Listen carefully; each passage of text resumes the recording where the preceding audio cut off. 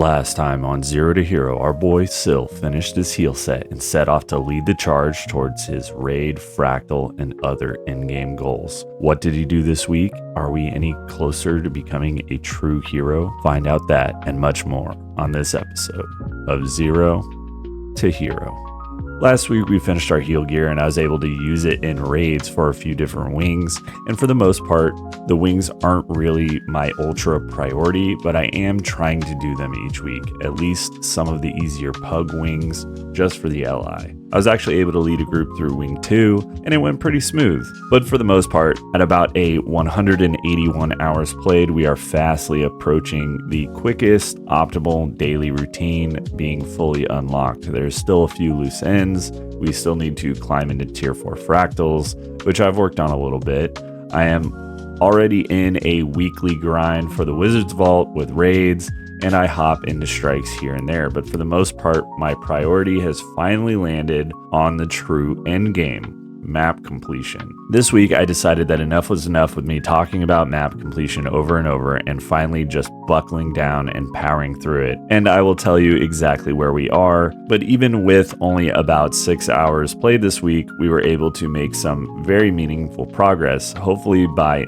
the end of next week, I will be done with map comp and I will be working on the world versus world side of our legendary journey. Right now, Living World Season 3 rush is going on, which is a very good way to get mystic coins, but unfortunately, due to the limited playtime that I had to make a choice. Do I choose to do Season 3 stuff and farm those delicious mystic coins, or should I choose to do some map comp and secure the ultimate goal? Ultimately, I already made my choice, and map comp is what I decided to go with. My logic behind it is this: pretty shortly after I'm done getting the necessary account bound materials, we will be able to make one of the 2 legendaries from the 2 starter kits that we have. We will in turn use this money to fund the various stuff that we need for legendary armor. One thing that I'm not currently doing is provisioner token farms, which I could very easily do with like obsidian shards and stuff, just little by little.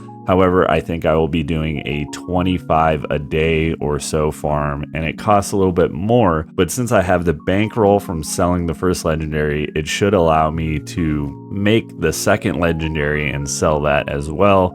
And then I'll have tons of cash to buy stuff for provisioner tokens, to pay for the various gifts of might and magic, and so on. So that is my current plan. But ideally, we will be able to craft our full legendary armor after we get 150 LI, which is still a few weeks away, if not months away. And this is all without having to resort to any of the various 30 gold per hour farms or min-maxing our playtime to optimize around gold. The purpose of this playthrough is to demonstrate that you are able to achieve your in-game goals without doing all of that. I will say that it would be significantly easier to join a static guild that runs raids, or join other static groups that do strikes or fractals or whatever, to make things easier and faster.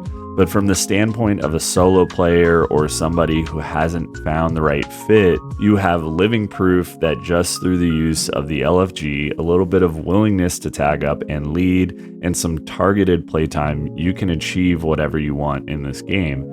And that's largely what this is: targeted playtime. Right now my target is map completion, which at the time of recording we are only missing the 3 ore maps, Bloodtide Coast and Sparkfly Fen, and then of course the towns. So if I can effectively complete 2 maps a day, then I should be pretty much done by the time this video is published. We will find out next week on how far I actually got, but that's the plan. This week I will ask you a personal question. How many hours do you play Guild Wars 2 per week? I know that the demographics of this channel are more or less similar to myself. I am in my early 30s. And based on my analytics, nearly 60% of my viewers are in that same category. So how much time do you spend logged in and playing? And do you feel that the 10 or so hours per week that this series follows is a good representation of the average Guild Wars 2 player? Last week, I asked you about Guild Wars 2's monetization policy, and for me, I think that Guild Wars 2 has a decent policy,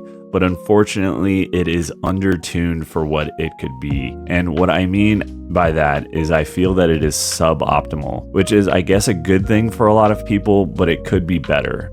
For the most part, the game survives based on microtransactions. This is true for almost every game these days. Companies found out that releasing a skin will oftentimes generate more revenue than releasing an expansion. You see, Guild Wars 2 capitalizes on some of this marketing by releasing stuff like the Fairy Princess skins or the plush mount skins, or of course, the bathing suits.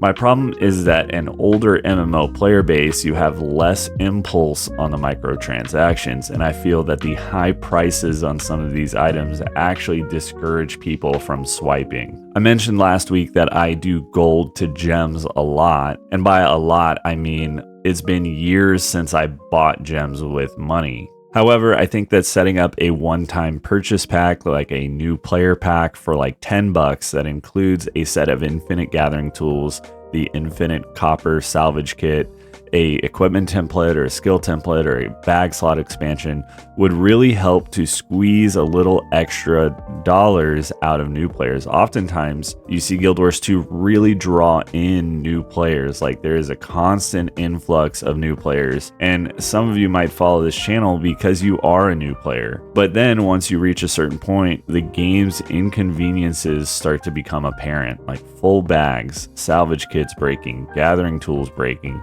and all that stuff is just like a big ugh that turns players off. I think that the inclusion of a pack like this would be the best of both worlds, because then a newer player, let's say, starts free to play and then picks up the $7 POF Heart of Thorns bundle on a sale, gets really into the game, and then drops another $10 on the new player starter pack. That hooks them up with some quality of life basics, and then there still is the standalone silver fed salvage kit, and there are still more cosmetic gathering tools with special glyphs and stuff like that they can purchase. The mount skins and specialty item skins are way too expensive for any person to really spend their money on. Like, the majority of them are like $20. Like, for a mount skin, $20. You want an outfit, $20. And I would be willing to bet that you would get twice the sales if the price was reduced, and you would make up for it on volume.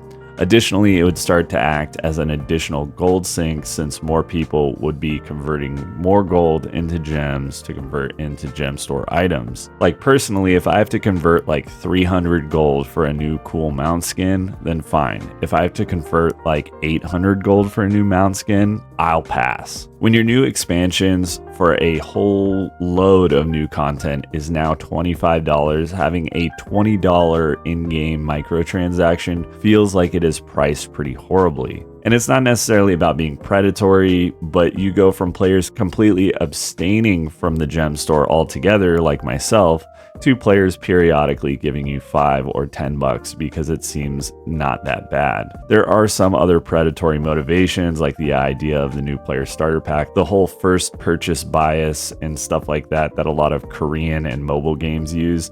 And I'm not necessarily suggesting that we do that in Guild Wars 2, but I think that the arbitrary costs on some of these items can be revised pretty easily, and Guild Wars would get more revenue from them. And now that that rant is done, let's get into some comments. Jill the Maniac caught up with the series, and I believe they are new here, so welcome, and I hope you're digging the content. Nikuku asks if there is an underwater DPS for aquatic fractals or aquatic combat. And frankly, I have done literally like 0% effort on optimizing underwater content. I think there's probably some optimal stuff for either staff or spear builds or something, but I don't ever really change my builds for underwater because I play underwater stuff so infrequently. I just spam my buttons and I struggle through it.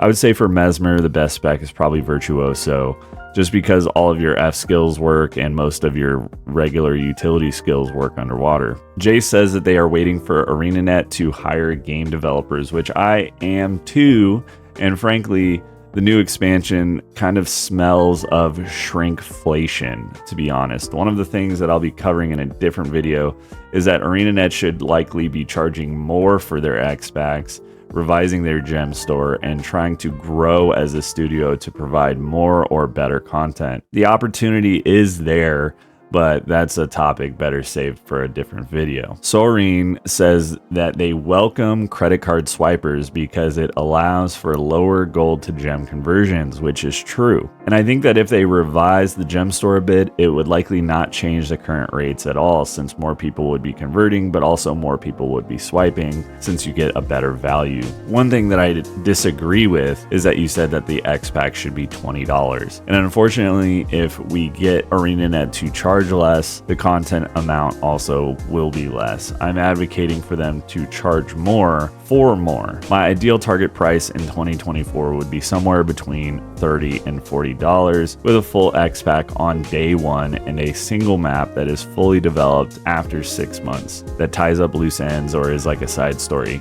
That is the cadence that I would like to see, but once again, a topic for another video. Mr. 5597 said that he had to sub to see the response to his question, which I advocate for subscribing to my channel always. Ultimately, what it does is it helps the algorithm push my videos onto your feed. And if you, the subscriber, decide to click on the video, when it comes up on your feed, it will tell the algorithm, hey, they like this, maybe other viewers will too. So if you are a regular viewer here and you haven't subscribed, you probably should. Unbound Joy says that their least favorite part of the cash shop is the character-based unlocks, which I am also pretty heavily against, and I think that more or less everything should be account bound. If they are not, like if they're a bag slot or something and they want it to be character bound, or if they're an equipment template and they want it to be character bound, they need to be significantly cheaper. Like $5 for a single bag slot on a single character is pretty ass when you extrapolate it out. I think $5 for like 3 bag slots would be fine. After all, these are just digital assets. They don't need any production or anything to generate. And as far as the content quantity and pacing, I am hoping that it feels better than Soto. But if it isn't, you know that I'm definitely going to be saying something about it. And with that, we will put a pin in this video. Thank you so much for everyone who took the time to write a comment, everyone who hit the like button, and a special thanks, like always, to all of my subscribers. We are getting close to the launch of Janthir Wilds, where this account will be put on a kind of maintenance mode of sorts while I experience the new X pack, and I will cover that a little closer when we are on the last episode of this little Zero to Hero season, so stay tuned for the plan when Janthir Wilds comes out. Anyways, thanks again, and I will catch you on episode 20. Peace.